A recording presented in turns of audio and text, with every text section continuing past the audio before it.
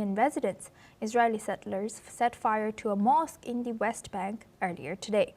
These settlers have reportedly sprayed racist slogans on its walls. Now the fire was quickly put out before it could cause major damage. Nazmi Salman Sai, a local resident, has described the attack as a heinous act. According to him, a group of settlers suddenly attacked the Haja Hamida Mosque, located between Deir Istiya village and Kifl Harris. Let's in fact listen in. جرى الليلة الماضية هو قيام مجموعة من قطاع المستوطنين بالاعتداء الآثم على مسجد الحاجة حميدة بنت نفاع الواقع بين بلدتي دير السوى وكفل حارس شمال غرب سلفيت. هذا الاعتداء يأتي في إطار الحرب المعلن والمفتوح على أبناء الشعب الفلسطيني من قبل المستوطنين برعاية حكومة الاحتلال.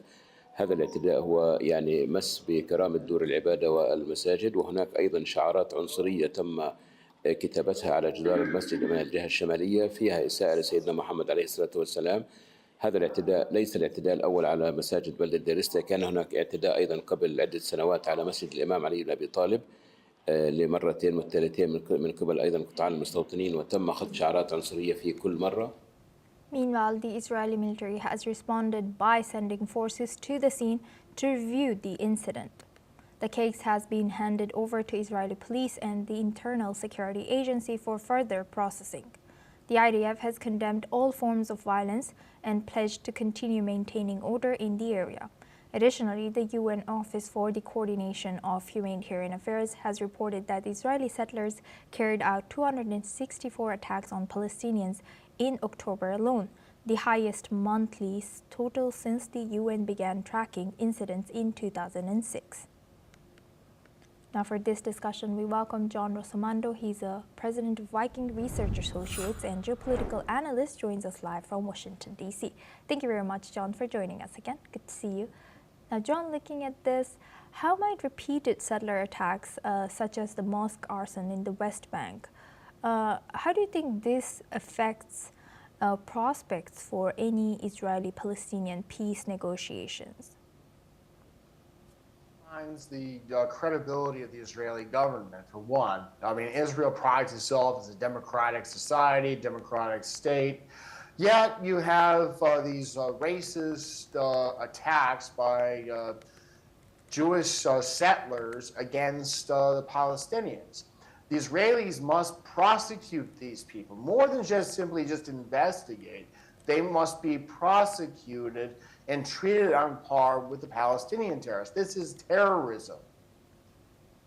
Yes, indeed. And what do you think, what does it suggest that Israeli settler violence is it has increased so much, and in just 1 month, October, UN reported more than around 300 settler violence?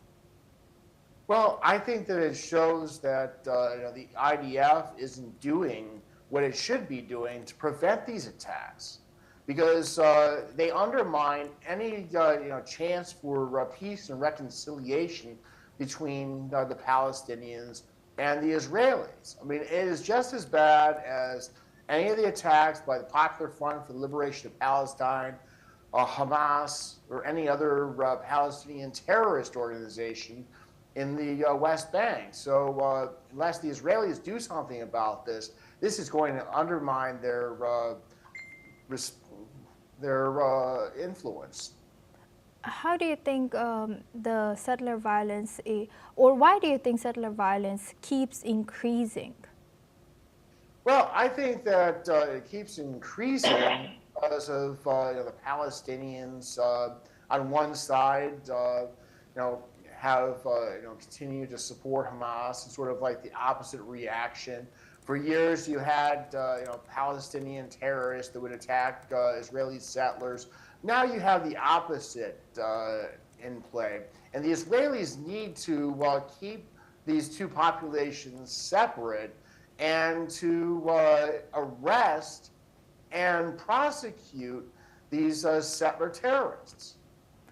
Do you think, as we know that UN's coordination or UN's calls are very ineffective towards Israel, the only country that Israel seems to listen to is US. So what role should US play in addressing rising settler violence.